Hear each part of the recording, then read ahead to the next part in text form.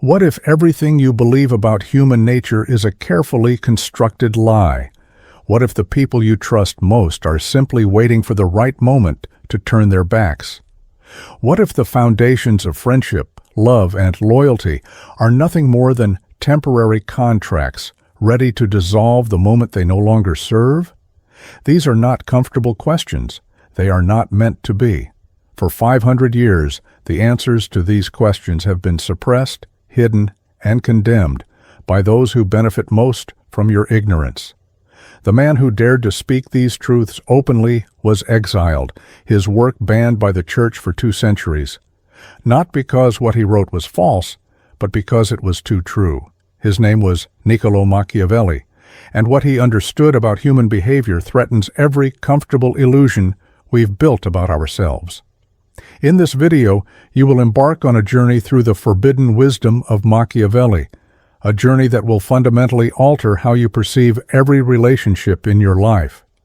You will learn to see the performances people stage for social consumption.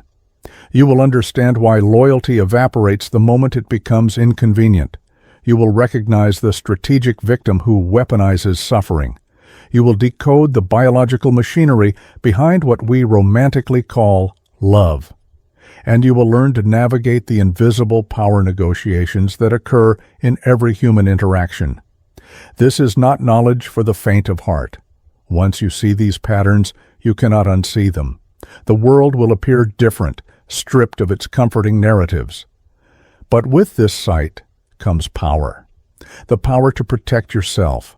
The power to make decisions based on reality rather than fantasy. The power to build genuine connections rather than illusions. Let us begin with the man himself. Florence, 1513. Niccolò Machiavelli sits in exile, stripped of his position, tortured by the very government he once served. He has watched empires rise and fall. He has negotiated with kings and popes. He has seen loyalty proclaimed one day and betrayed the next. And in his exile, he does something dangerous. He writes down what he has learned. The book he produces, The Prince, is not a philosophical treatise filled with idealistic visions of human goodness. It is a field manual, a survival guide written by a man who has seen behind the curtain of power and refuses to lie about what he found there. The Catholic Church immediately recognized the threat. They banned the book for 200 years. Why? Not because Machiavelli advocated for evil, but because he described reality with such uncomfortable accuracy that it threatened every institution built on the illusion of human virtue. The church, governments, and social hierarchies all depend on a fundamental lie, that people are naturally good, that loyalty is sacred, that love is transcendent, that authority deserves respect simply by existing. Machiavelli's crime was revealing that none of these things are true by default. They are conditional, they are strategic, they are performances. And once people understand this, they become much harder to control. What Machiavelli understood is that human beings are not the rational, consistent creatures we pretend to be. We are adaptation machines, constantly adjusting our behavior to maximize survival and minimize threat. This is not moral failure, it is biological success. But it means that the person who smiles at you today, who swears eternal friendship, who promises undying love, is making those promises based on current conditions. Change the conditions, and the promises evaporate like morning fog. This knowledge will change how you see your friendships. You will notice when someone's warmth increases because they need something. You will recognize when loyalty is being performed rather than felt. In romance, you will distinguish between the chemical intoxication of attraction and the actual compatibility required for partnership. In your career, you will see the power games that others play instinctively while you stumbled through them blindly. But here is what Machiavelli's critics miss. Understanding these patterns does not require you to become cynical or cruel. It requires you to become realistic. The person who understands that loyalty is conditional can build genuine relationships, by ensuring mutual benefit. The person who recognizes performance can appreciate it as a social skill rather than feeling betrayed when the mask slips. The person who sees power negotiations can participate consciously rather than losing unconsciously. So let me make you a promise. By the end of this video, you will possess a framework for understanding human behavior that most people never acquire. You will see patterns that are invisible to others, and you will have the tools to protect yourself from manipulation while building relationships based on clear-eyed realism rather than naive hope. But I must warn you, this knowledge comes with a cost. Ignorance is often more comfortable than awareness. The person who believes their friends are loyal simply because friendship is sacred can sleep easier than the person who knows loyalty must be continuously earned through mutual value. The choice is yours. But once we begin, there is no going back. Let us start with the first pattern, the one that underlies all the others. Every person you meet every day of their life is engaged in a performance. This is not an accusation of dishonesty. It is a description of social reality. Machiavelli wrote, "Everyone sees what you appear to be, few experience what you really are." This is the cornerstone of his understanding. Human beings do not present their authentic selves to the world. We present carefully curated versions designed to achieve specific outcomes in specific contexts. Think about your own behavior. Are you the same person with your boss as you are with your closest friend? Are you identical with your parents and your romantic partner? Of course not. You adjust. You emphasize certain traits and hide others. You perform competence at work, vulnerability with loved ones, confidence on dates. This is not manipulation in the sinister sense. It is social intelligence. It is how human beings navigate the complex web of relationships and hierarchies that define civilization. But here is what you must understand. Everyone else is doing exactly the same thing. The colleague who seems so friendly, so supportive, so genuinely interested in your well-being is performing friendship because it serves their interests. Perhaps they want to be liked. Perhaps they need allies in office politics. Perhaps they simply enjoy the social rewards of being seen as a good person. The motivation matters less than the recognition that what you are experiencing is a performance, not an unfiltered expression of their inner state. This becomes particularly important in understanding loyalty.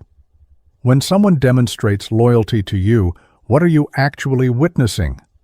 You are watching them calculate, consciously or unconsciously, that supporting you offers better outcomes than abandoning you. This calculation includes social reputation, emotional rewards, practical benefits, and the cost of breaking the relationship. As long as the equation remains favorable, the loyalty continues. The danger lies in mistaking this conditional loyalty for something absolute. You begin to believe that this person is loyal to you because of some deep, unchangeable bond. You believe friendship or love or family connection creates an obligation that transcends circumstance. And then, when conditions change, when supporting you becomes costly or abandoning you becomes beneficial, you experience devastating betrayal.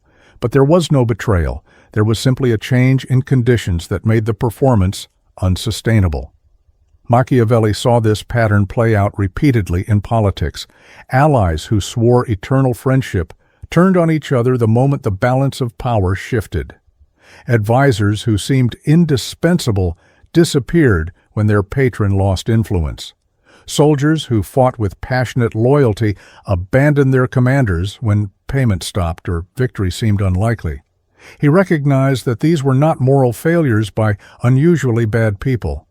They were the default behavior of normal humans responding to changing incentives. So, what is the protection? First, appreciate the performances people stage without being offended by them. When someone is friendly, enjoy the friendliness without assuming it reveals their permanent character. When someone shows loyalty, value it for what it is, a current assessment that supporting you serves their interests. This is not cynicism. This is realism. Second, understand that your own performances are just as conditional. You think you are a loyal friend, a devoted partner, a dedicated employee. But you are actually someone who finds value in those relationships under current conditions. If your friend betrayed you severely enough, your loyalty would end. If your partner changed in ways that made the relationship unbearable, your devotion would evaporate. If your employer treated you poorly enough, your dedication would disappear. Recognizing this in yourself makes it easier to accept in others. Third, build redundancy. Do not depend entirely on any single person's loyalty. Diversify your relationships, your income sources, your support systems. When you have options, you are not devastated when one person's conditions change and their loyalty shifts. You simply redistribute your energy to relationships where the conditions remain favorable. This brings us to the second pattern, one that follows directly from the first. All loyalty is temporary. Machiavelli stated this with brutal clarity. Men are ungrateful, fickle, false, cowardly, covetous. While you are useful to them, they are all with you, but when danger is near, they turn against you. This is perhaps the most difficult truth to accept, because we are taught from childhood that loyalty is sacred. Family loyalty is supposed to be unconditional. Friendship is supposed to endure hardship. Romantic love is supposed to last forever. These are beautiful ideas, and occasionally they approach truth. But they are not default human behavior. They are exceptions that require continuous maintenance. The fundamental reality is this: people remain loyal as long as the benefits of loyalty exceed the costs. This is not a conscious calculation in most cases. It is biological programming refined over millions of years. Our ancestors who remained loyal to failing groups died with those groups. Our ancestors who shifted loyalty to rising groups survived. We are the descendants of the shifters, not the martyrs. Consider friendship. A genuine friend provides emotional support, practical help, social connection, and shared experiences. As long as these benefits flow relatively equally in both directions, the friendship endures. But watch what happens when the balance shifts dramatically. If you become significantly more successful than your friend, the friendship often strains because they now feel inferior, or you seem to have less in common. If you fall into crisis and become emotionally needy, the friendship often fades because you are now costing more than you provide. The friend who claimed they would always be there for you discovers pressing obligations elsewhere. Or consider family loyalty, which is supposed to be the most unconditional form.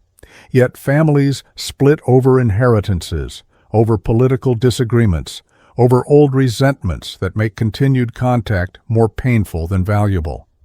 The sibling who seemed devoted stops calling when the parents die and the binding force disappears.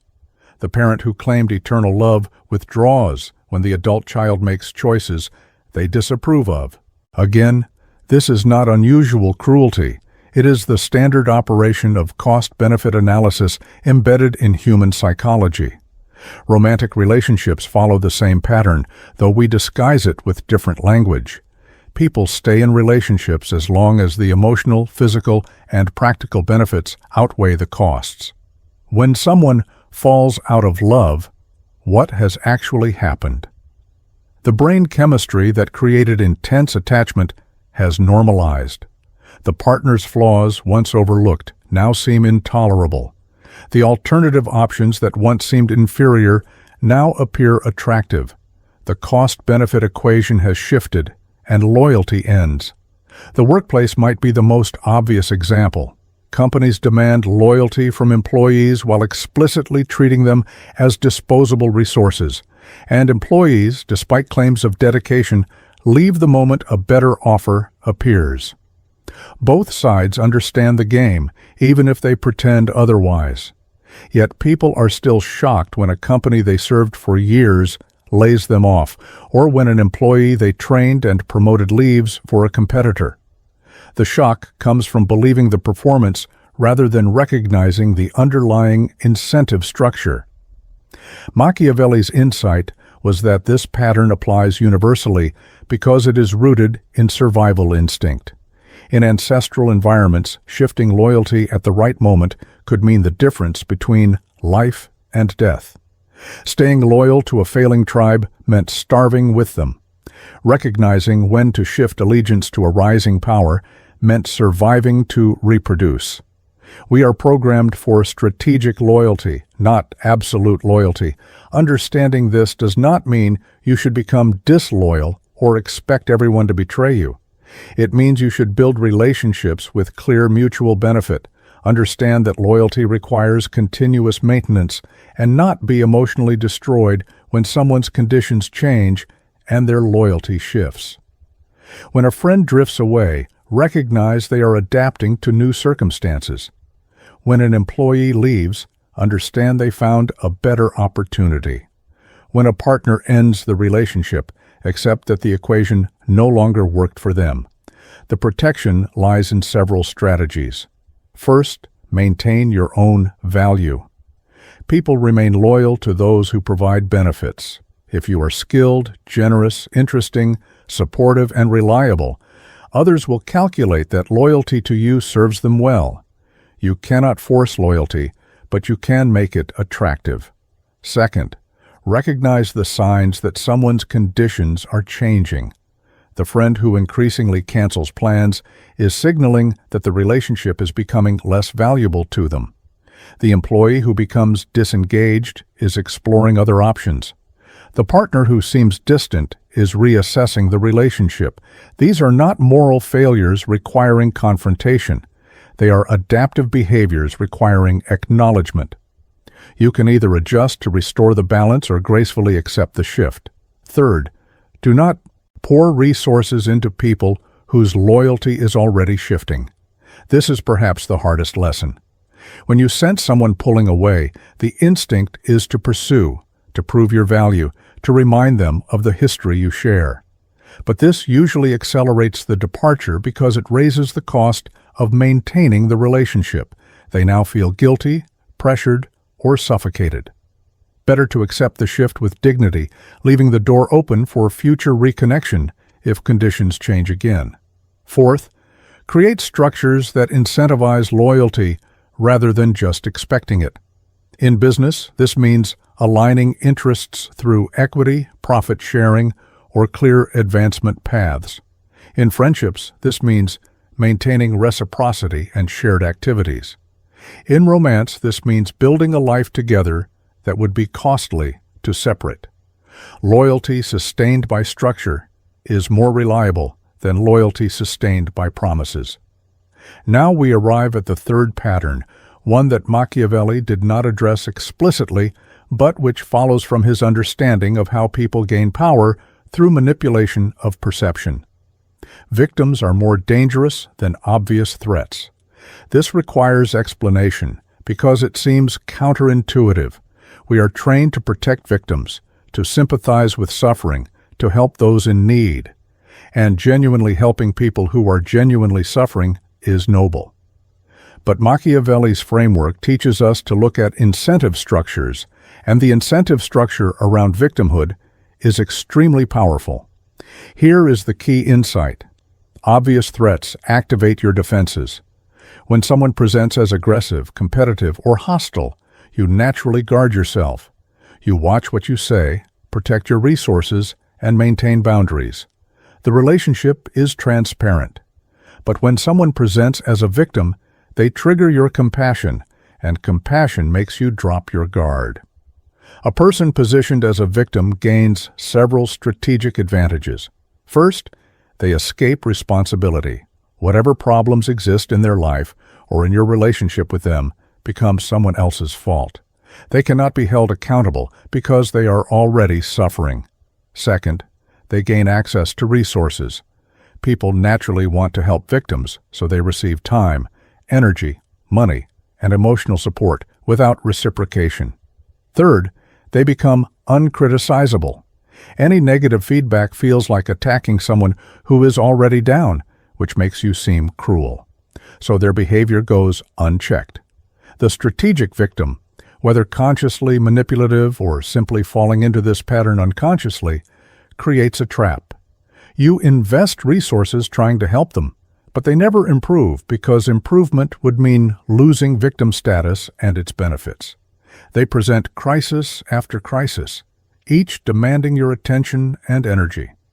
And when you finally establish boundaries or withdraw support, they cast you as another perpetrator in their story, another person who abandoned them in their time of need.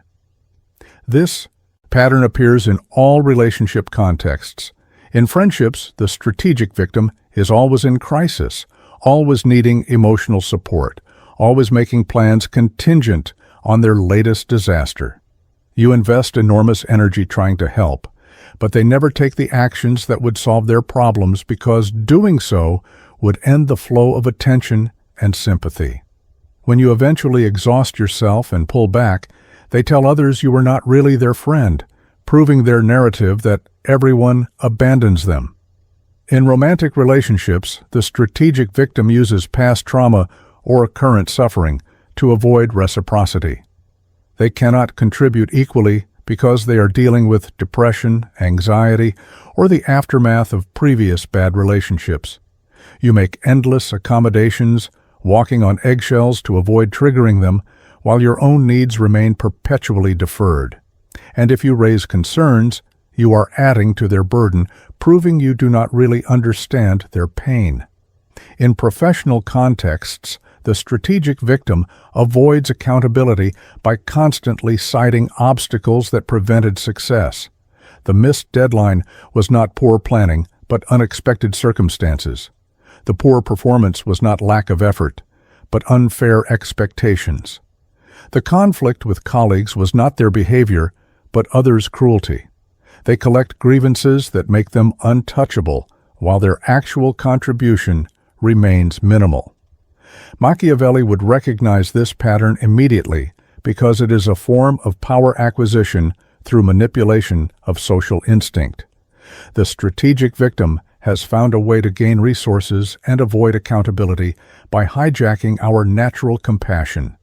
And the truly dangerous aspect is that many people employing this strategy are not consciously manipulative. They genuinely believe their own narrative.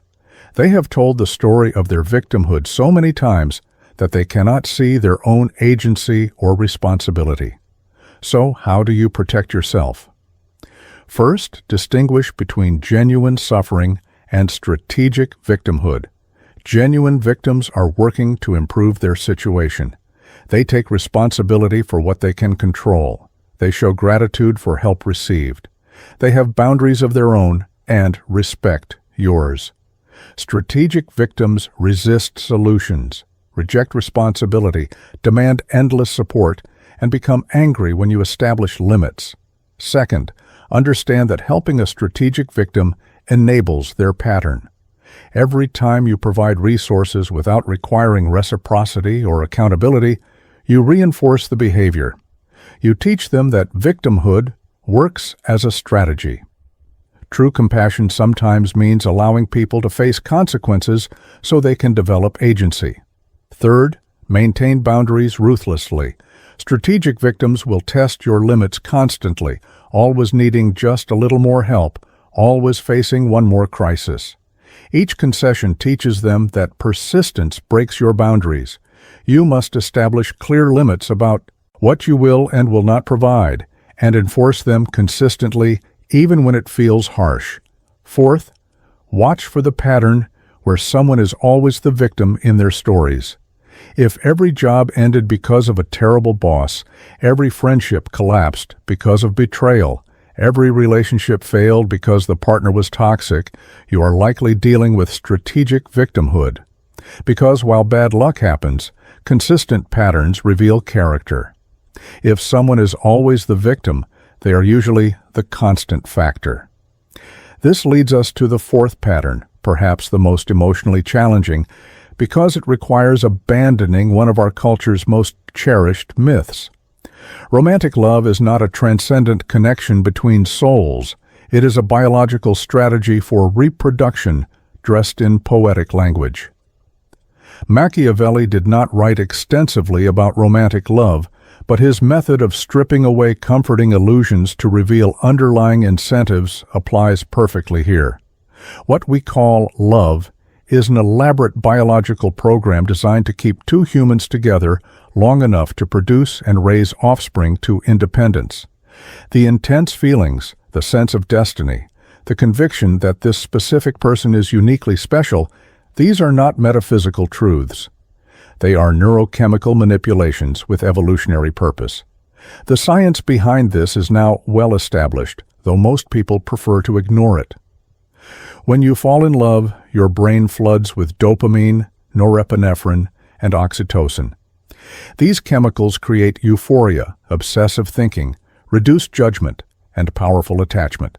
This is not a metaphor. These are measurable changes that alter your perception and decision-making.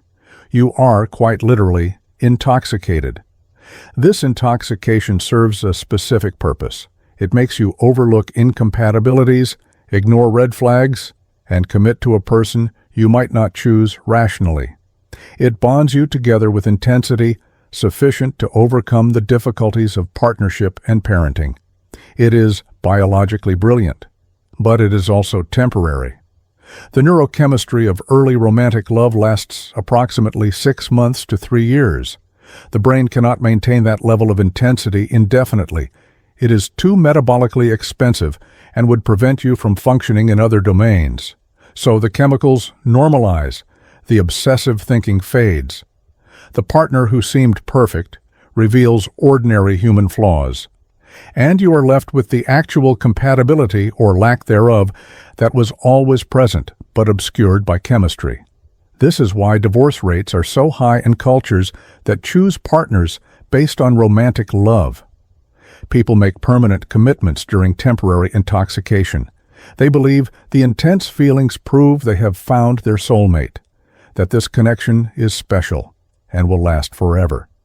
Then the chemistry fades, and they discover they have bound themselves to someone with incompatible values, life goals, communication styles, or practical habits. The love they thought was eternal was just a biological program running its course. Machiavelli would recognize this as another example of how humans mistake temporary conditions for permanent truths. The person who loves you intensely today, who cannot imagine life without you, is experiencing a biochemical state. When that state changes, so does their certainty. The promises made during intoxication do not bind the sober mind. Understanding this has profound implications for partner selection. If you choose based on intensity of attraction, you are choosing based on brain chemistry that will fade. You are selecting for genetic compatibility and health markers that your subconscious recognizes, but that may have nothing to do with actual life compatibility. The person whose smell drives you wild might share nothing of your values, interests, or life goals. The protection requires counterintuitive strategy. First, do not make permanent decisions during the intoxication phase. The first 3 years of a relationship are biochemically compromised. Your judgment is impaired. Wait for the chemistry to normalize before making commitments like marriage or children. Evaluate the relationship when you can think clearly. Second, choose partners based on compatibility that will matter after chemistry fades.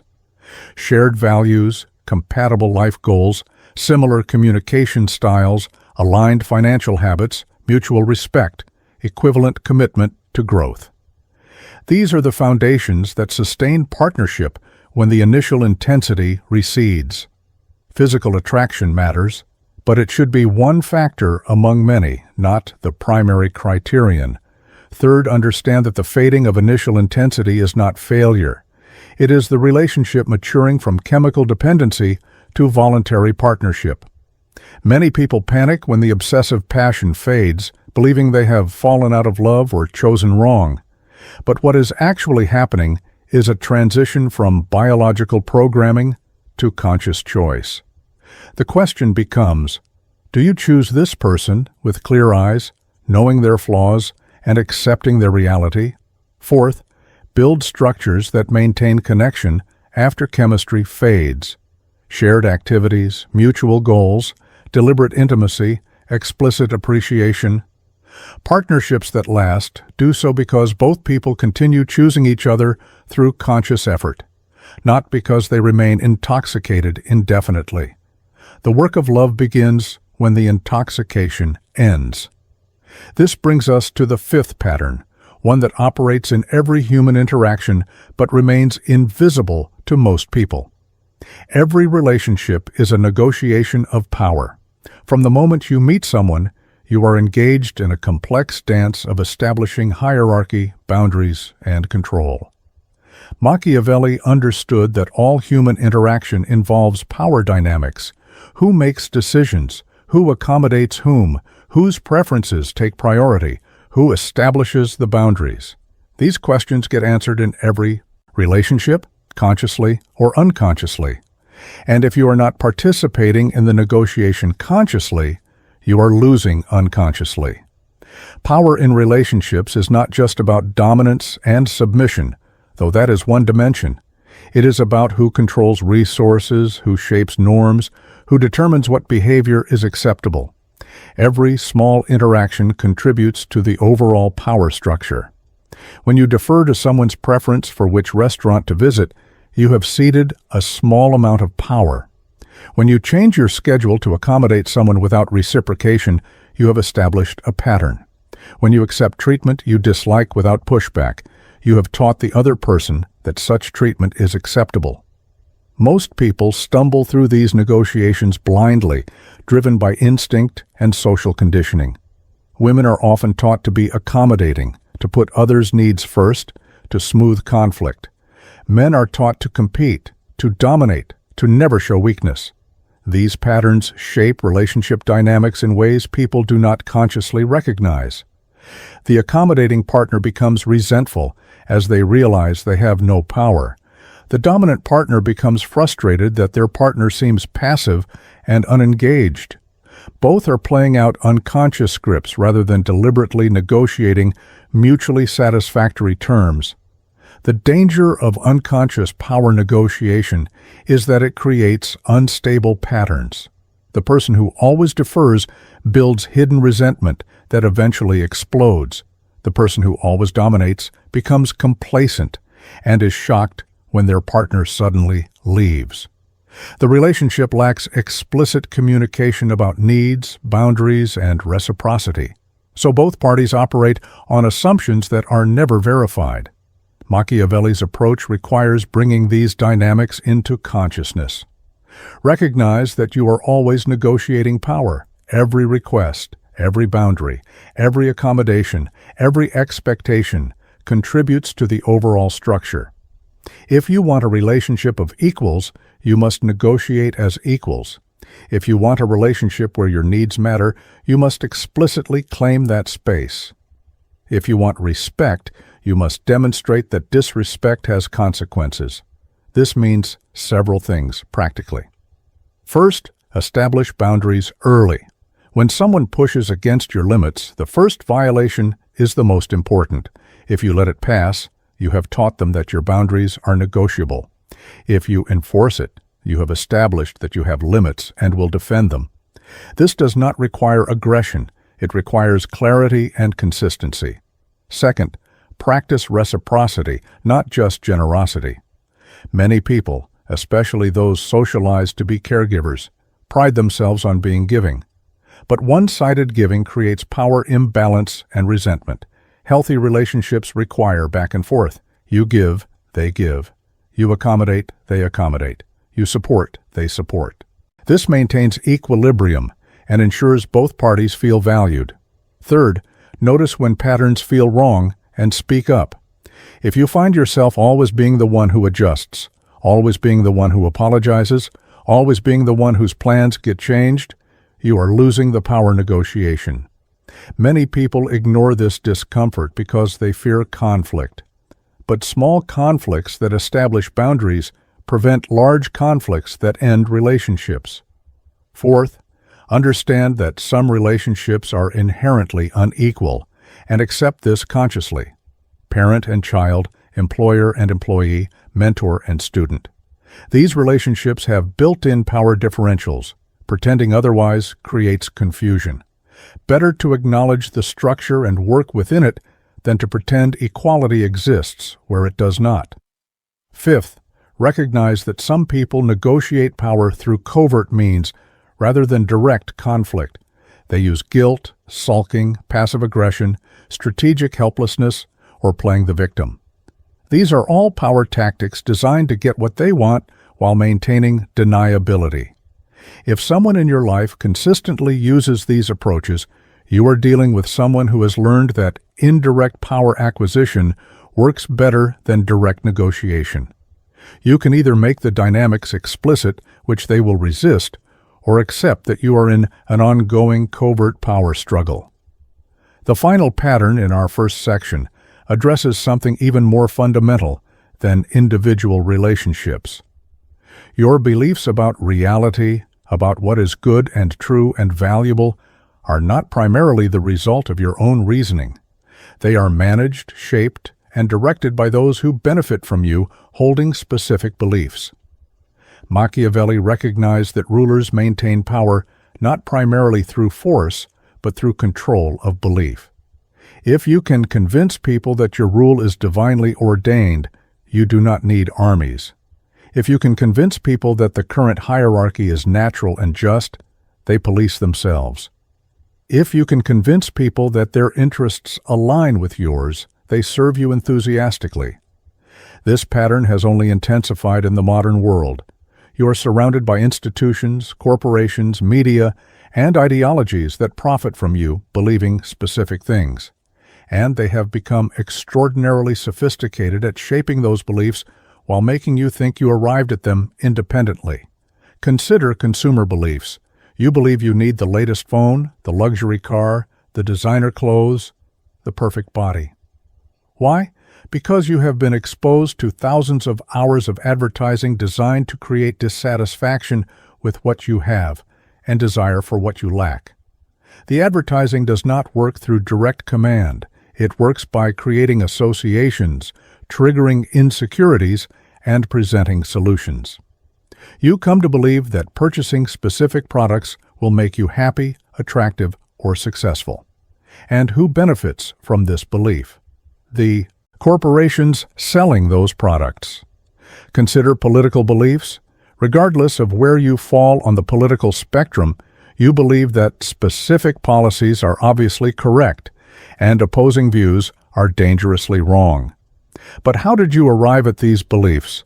Through media sources that profit from your engagement, which they maximize through outrage and tribal identification.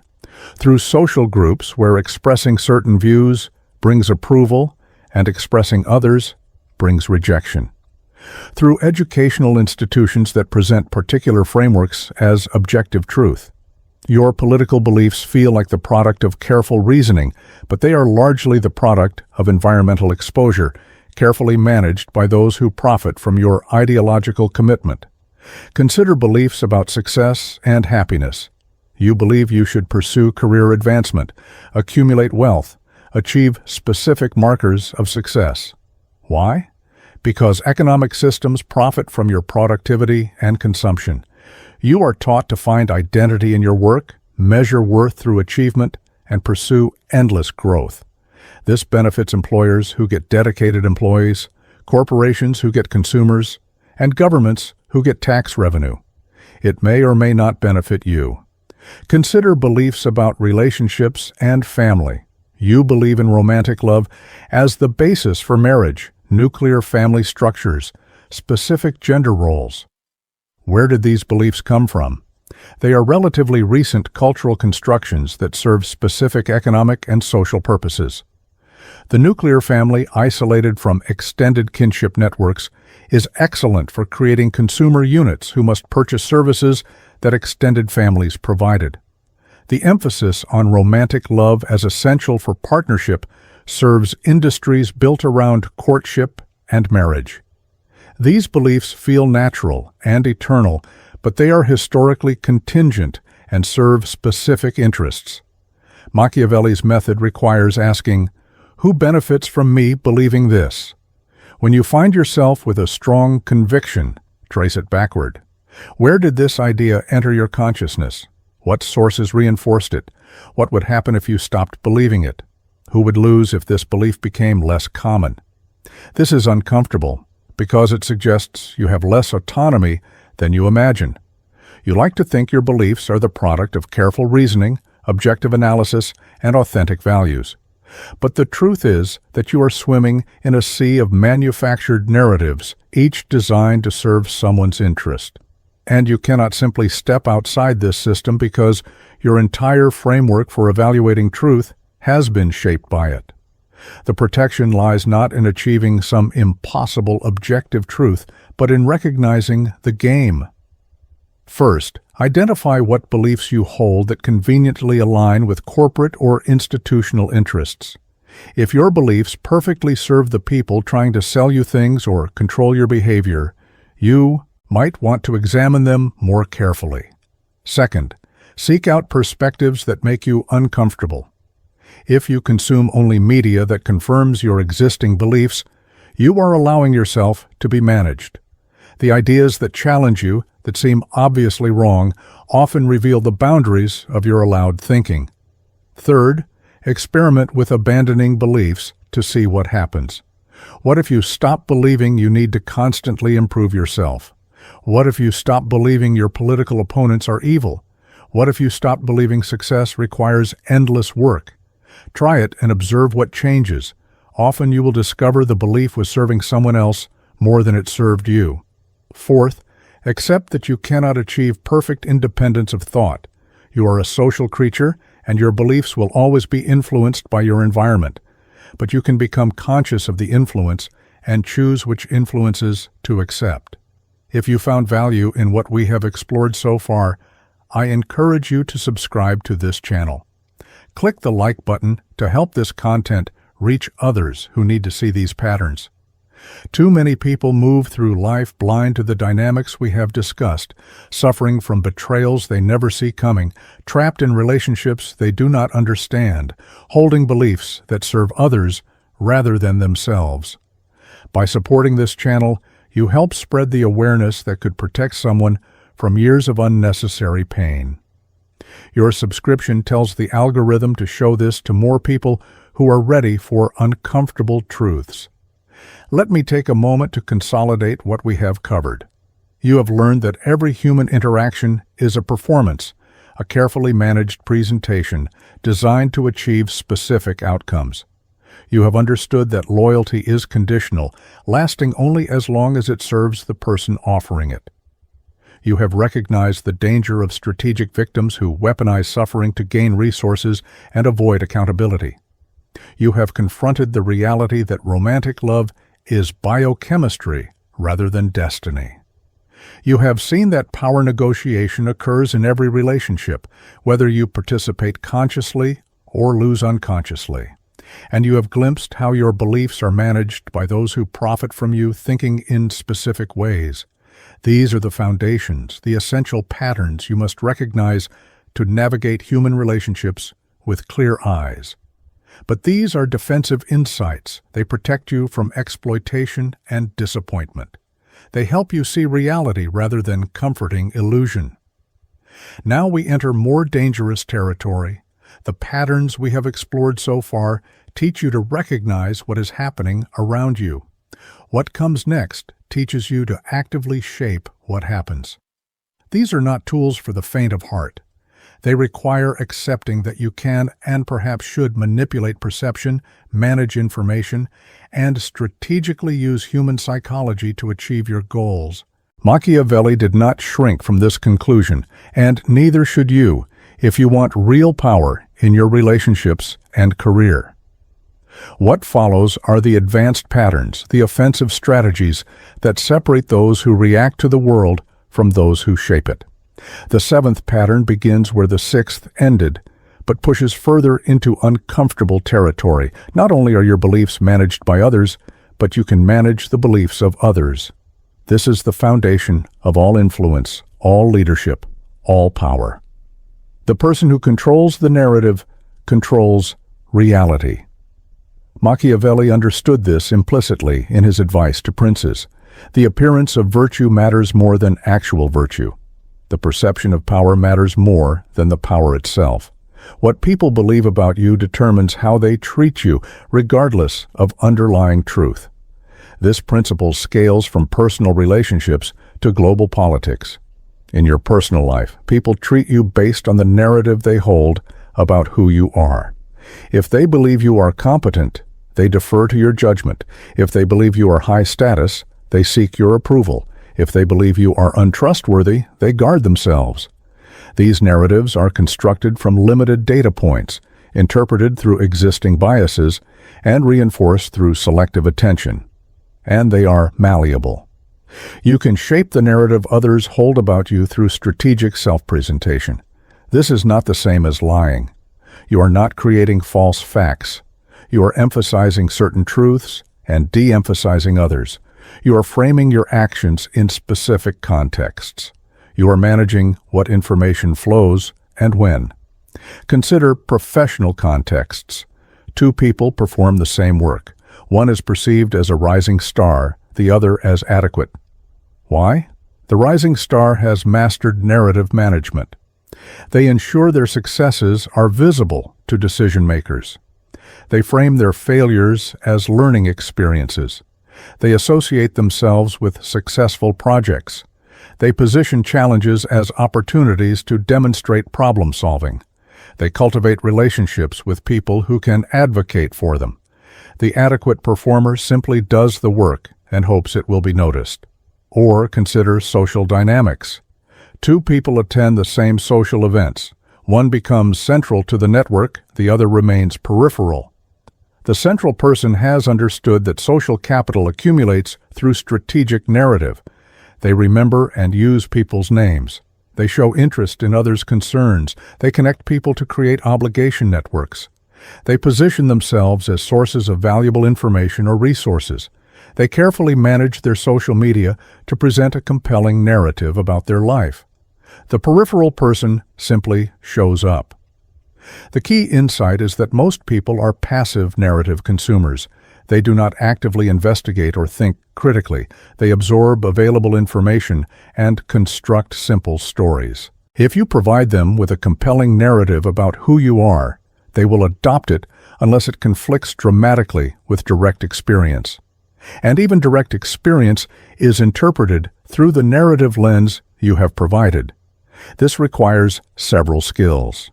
First, consistency of presentation. If you want to be perceived as reliable, you cannot be reliable sometimes and flaky other times. You must be consistently reliable in visible ways. Every action either reinforces or contradicts the narrative you are building. Second, strategic visibility. You cannot control perceptions if you are invisible. This does not mean constant self-promotion, which triggers negative reactions. It means ensuring that your desired narrative reaches the right people at the right times. In organizations, this means understanding information flows and making sure your contributions are known. In social circles, this means being present when reputations are being established. Third, framing control. The same facts can support different narratives depending on framing. Did you leave your last job because you were pushed out, or because you outgrew the position? Are you single because no one meets your standards, or because you have commitment issues? Are you careful with money because you are financially savvy, or because you are cheap? The facts are the same, but the narrative is different. You want to establish your framing before others create their own. Fourth, social proof. People believe things that others believe. If you want to be perceived as an expert, get other people to introduce you as an expert. If you want to be perceived as connected, have connected people treat you as an insider. If you want to be perceived as desirable, let it be known that others desire you. This is not about fakery. It is about understanding that humans determine value largely through social consensus. Fifth, selective transparency. Some people believe that radical authenticity is virtuous. They share everything, hold nothing back, believe that being fully known is the path to genuine connection. This is naive. Strategic opacity protects you while selective transparency builds trust. Share vulnerabilities that humanize you without weakening your position. Share struggles you have overcome to demonstrate resilience. Share enough to seem authentic while maintaining enough mystery to seem interesting. The eighth pattern addresses a phenomenon Machiavelli understood, but which modern psychology has confirmed. Human beings do not process information rationally. We process it through emotional and narrative filters. This means that facts are less important than stories, logic is less important than feeling, and truth is less important than resonance. This should disturb you. We like to believe we are rational creatures who form beliefs based on evidence. But decades of research in cognitive psychology, behavioral economics, and neuroscience demonstrate otherwise. We are story-driven, creatures who feel first and rationalize afterward. Our beliefs are determined more by narrative coherence and emotional resonance than by objective analysis. What does this mean practically? It means that if you want to influence someone, providing them with facts and logic is far less effective than providing them with a compelling story that creates emotional response. The person who masters narrative persuasion has far more influence than the person who masters logical argumentation. Consider how beliefs change. Does someone abandon a political position because they encountered contradictory evidence? Rarely. They abandon it because they heard a story that made them feel differently, because their social group shifted, or because maintaining the belief became socially costly. The evidence was always available. What changed was the emotional and social context. Consider how purchasing decisions are made. Marketing long ago abandoned rational arguments about product quality. Modern advertising focuses on creating emotional associations and aspirational narratives. You do not buy the luxury car because it is objectively better. You buy it because the advertising has created a narrative where owning that car makes you the sophisticated, successful person you want to be. Consider how relationships form. Do you choose friends and partners through careful analysis of compatibility? No. You feel attracted, you enjoy spending time together, you feel understood. The relationship forms through emotional resonance, and you construct rational justifications afterward. This is why people stay in obviously incompatible relationships. The emotional bond makes them rationalize away the incompatibility. If you understand this pattern, you gain enormous influence. You stop wasting time on logical arguments that will not change anyone's mind. You focus instead on the narratives and emotions that actually drive behavior. You recognize that human beings are not persuaded, they are moved. And they are moved by stories that resonate with their existing emotions and identities. This has several implications. First, when you want to influence someone, speak to their emotions and identity, not their rationality.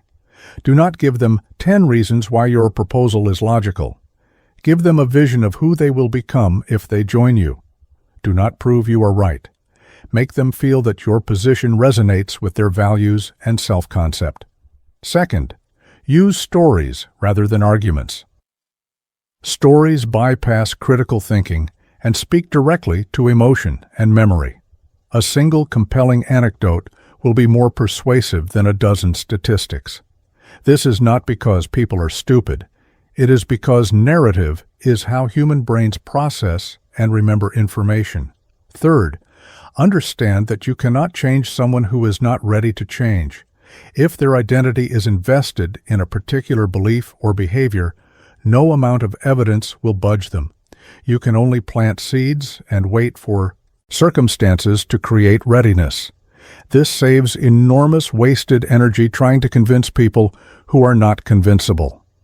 Fourth, recognize when you yourself are being moved by narrative rather than reason. When you feel strong emotional response to information, when a story resonates deeply, when you find yourself wanting to believe something, that is the moment to engage your critical thinking. Ask what narrative is being deployed And who benefits from you believing it? The ninth pattern reveals something even more subtle about power dynamics. Silence and absence are often more powerful than action and presence. Machiavelli advised leaders to maintain a degree of mystery, to not be too available or predictable. Modern game theory and behavioral psychology confirm this wisdom. Human beings are wired to pursue what is scarce and devalue what is abundant. This applies to resources, opportunities, and people. The person who is always available, who always says yes, who always responds immediately, trains others to devalue them. The person who maintains boundaries around their time and attention, who is selective about engagement, who creates space and silence, commands respect and desire. This is counterintuitive because we are taught that being helpful, responsive, and available is virtuous. And in certain contexts, it is. But as a universal strategy, it leads to being taken for granted and exploited. People value what costs them effort to obtain and dismiss what comes too easily. Consider professional contexts. The consultant who is always available for calls is perceived as having no other clients and therefore no expertise. The consultant who is difficult to schedule is perceived as in demand and valuable. The employee who always stays late and takes on extra work is seen as the person to dump work on. The employee who sets clear boundaries about their time is seen as someone to respect. Consider social dynamics. The friend who always makes time for you, who cancels other plans to accommodate you, who is never too busy, eventually becomes someone you take for granted. The friend who has a full life and makes occasional time for you becomes someone you value and appreciate. This is not about game playing, it is about natural human psychology. Consider romantic relationships. The person who always texts back immediately, who is always available to meet, who rearranges their life around you, seems desperate and low value. The person who has their own life, who makes you wait for responses, who is not always available, seems desirable and high status. This is the dynamic behind every dating advice cliché about not appearing too interested. The protection and strategy here is understanding that your attention is valuable and should be treated as such. This does not mean being deliberately unavailable or playing games. It means genuinely valuing your own time and energy enough to be selective about how you spend them. It means not dropping everything for people who would not do the same for you. It means recognizing that some silence creates more impact than constant communication. In practice, this means several things. First, respond to communications on your own schedule rather than immediately. An instant response trains the other person to expect instant responses and devalues your time. A considered response at your convenience maintains your value. Second, say no to requests that do not serve you. Every yes to something unimportant is a no to something important, and people respect those who respect themselves enough to have boundaries. Third, do not fill every silence in conversations. Comfortable silence demonstrates confidence and creates space for the other person to fill, often revealing more than they intended. Fourth, maintain interests and relationships outside of any single relationship. The person whose life revolves entirely around one relationship becomes dependent and low value in that relationship. The person with a rich, independent life brings value and maintains leverage. The 10th and final pattern addresses the ultimate strategic advantage, emotional control. Machiavelli repeatedly emphasized the importance of maintaining composure, of not being driven by passion, of making decisions from a place of reason rather than emotion. This is perhaps his most difficult teaching because it requires going against biological programming. Human emotions exist to drive immediate action. Fear makes you flee. Anger makes you fight. Lust makes you pursue. Grief makes you withdraw. These are survival mechanisms optimized for ancestral environments where immediate response often meant survival. But in modern social environments, emotional reactivity is almost always counterproductive. The person who responds emotionally to provocation has given away power. They have revealed their triggers, demonstrated loss of control, and made themselves predictable. The person who maintains composure under pressure holds all the power. They gather information while others react. They think strategically while others are driven by feeling. They wait for the right moment while others exhaust themselves. This is not about suppressing emotion or becoming cold. Emotions provide important information and drive motivation, but there is a difference between feeling emotions and being controlled by them. The strategic individual feels fear but does not flee, feels anger but does not attack, feels attraction but does not pursue blindly, feels hurt but does not reveal it to those who could exploit it. The advantage of emotional control appears in every domain. In negotiations, the person who remains calm while others become frustrated or excited makes better deals. They do not bid emotionally, do not agree to bad terms out of pressure, do not reveal their true position through unconscious signals. In conflicts, the person who maintains composure while others rage has already won. They appear reasonable, they think clearly, and they do not make mistakes born of emotion. In relationships, the person who can discuss difficult topics without becoming defensive or aggressive creates space for resolution. Developing this capacity requires several practices. First, creating space between stimulus and response. When something triggers an emotional reaction, pause before responding. This can be seconds in conversation or hours in written communication. The pause allows the initial emotional surge to subside so you can respond strategically rather than reactively. Second, observing your emotions without identifying with them. Notice that you feel anger without becoming an angry person. Notice that you feel attraction without becoming a desperate pursuer. Notice that you feel hurt without becoming a victim. This distance allows you to use emotional information without being controlled by it.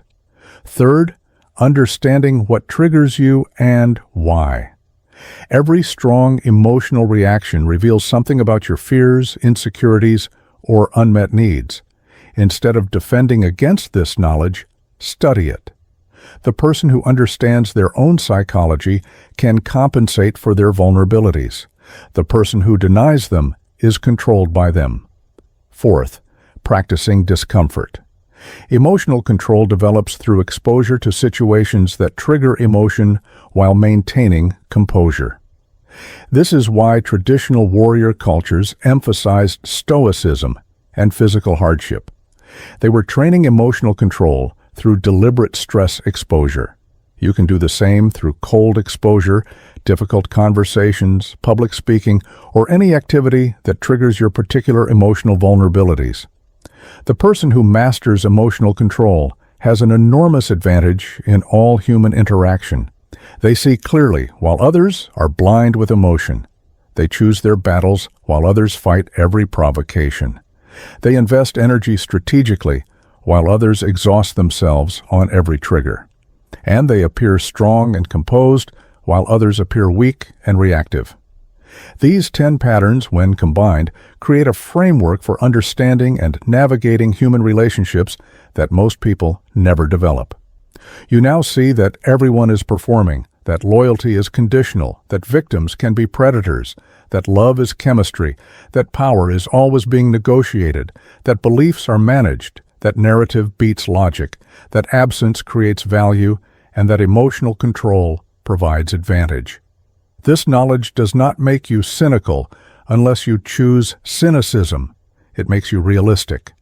And realism is the only foundation for genuine connection, ethical action, and sustainable success. The person who understands these patterns can choose to be loyal, knowing their loyalty is a choice, can choose to be generous, knowing they are not obligated, can choose to be vulnerable, knowing they are taking calculated risk, can build genuine relationships based on mutual benefit rather than naive fantasy. Machiavelli was not teaching evil, he was teaching sight.